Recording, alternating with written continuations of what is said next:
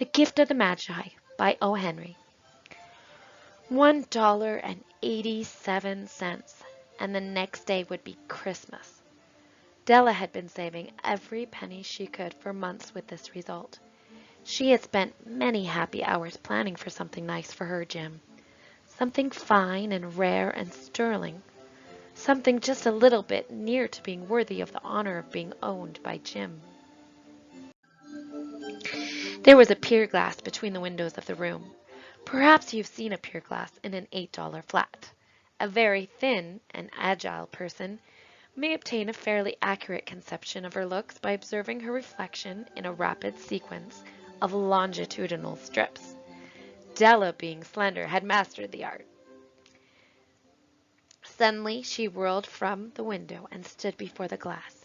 Rapidly she pulled down her hair and let it fall to its full length. There were two possessions of the James Dillingham Youngs in which they both took pride. One was Jim's gold watch, which had been his father's and grandfather's. The other was Della's hair. It reached below her knee and made itself almost a garment for her. Then she did it up again nervously and quickly. On went her old brown jacket, on went her old brown hat. Then, with a whirl of skirts and a brilliant sparkle in her eyes, she fluttered out the door to sell her hair for $20 and ransacked all the stores for Jim's present. She finally found it, a platinum fob chain, simple and chaste in design. It was worthy of the watch. As soon as she saw it, she knew it must be Jim's. It was like him. Quietness and value. The description applied to both. At 7 o'clock, the coffee was made. The frying pan was on the back of the stove, hot and ready to cook the chops. Jim was never late. She heard his step on the stair way down on the first flight, and she turned white for just a moment. She whispered, "Please, God, make him think I am still pretty." The door opened, and Jim stopped inside the door, as immovable as a setter at the scent of quail.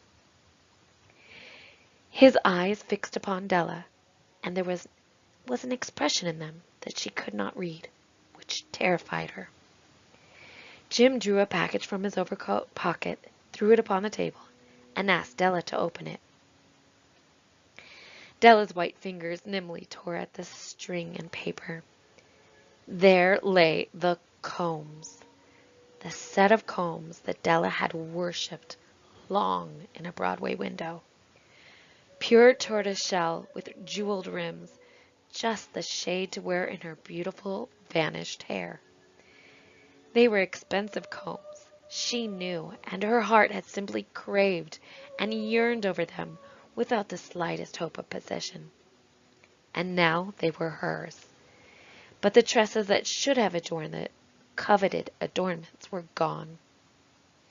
She hugged them to her bosom, and at length she could look up with dim eyes and smile and say, "My hair grows fast, Jim."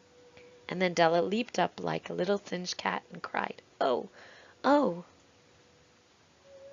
Jim had not yet seen his beautiful present. She held it out to him eagerly upon her open palm. The dull, precious metal seemed to flash with a reflection of her bright and ardent spirit. "Isn't it a dandy, Jim? I hunted all over town to find it. You'll have to look at it 100 times a day now.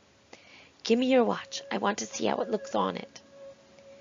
Instead of obeying, Jim tumbled down on the couch, put his hands under his head, and smiled.